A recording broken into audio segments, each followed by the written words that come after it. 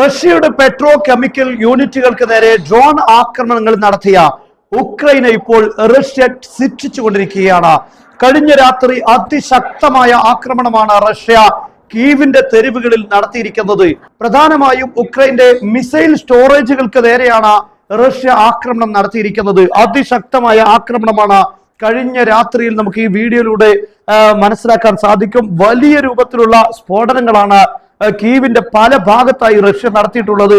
നമുക്കറിയാം, റഷ്യയെ സംബന്ധിച്ചിടത്തോളം എണ്ണ സ്റ്റോറേജുകൾ തകർത്ത് എണ്ണയ്ക്ക് പോലും ആഭ്യന്തര തലങ്ങളിൽ പ്രതിസന്ധി ഉണ്ടാകുന്ന ഒരു സാഹചര്യത്തിലേക്ക് യൂറോപ്പിന്റെയും ഉക്രൈന്റെയും നീക്കത്തിന് മുഖേന റഷ്യക്ക് ഉണ്ടായിട്ടുണ്ട്. എന്നാൽ ഇപ്പോൾ റഷ്യ അതിന് പകരം ചോദിക്കുകയാണ്. ഉക്രൈന്റെ എണ്ണ കേന്ദ്രങ്ങൾ, അതുപോലെ തന്നെ എണ്ണ സംഭരണിയോടൊപ്പം തന്നെ മിസൈൽ സ്റ്റോറേജുകൾ, ഡ്രോൺ കേന്ദ്രങ്ങൾ, ഇതെല്ലാം ഈ ആക്രമണത്തിന് വിധേയമായിരിക്കുകയാണ്.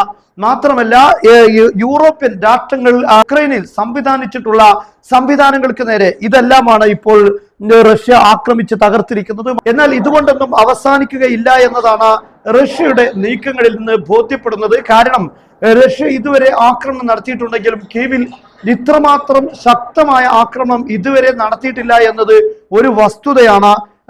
ഈ ഒരു ഘട്ടത്തിൽ, കാരണം റഷ്യയുടെ ക്ഷമ നഷ്ടപ്പെടുന്ന രീതിയിൽ യൂറോപ്പ് അവരുടെ ക്രൂസ് മിസൈലുകളും അതുപോലെ ഡ്രോണുകളും ഉപയോഗിച്ചുകൊണ്ടാണ് ഉക്രൈൻ റഷ്യയുടെ മോസ്കോ അടക്കമുള്ള പ്രധാന സിറ്റികൾക്ക് നേരെ ആക്രമണം നടത്തിയിട്ടുള്ളത്.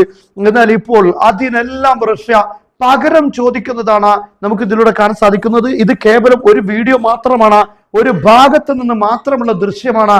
അതേസമയം വ്യത്യസ്ത ആംഗിളുകളിൽ നിന്നും വ്യത്യസ്ത സ്ഥലങ്ങളിലും കീവിൽ ശക്തമായ ആക്രമണം ഉണ്ടായിട്ടുണ്ട് എന്ന് വ്യത്യസ്തമായ വീഡിയോകളിലൂടെ നമുക്ക് മനസ്സിലാക്കാൻ സാധിക്കും.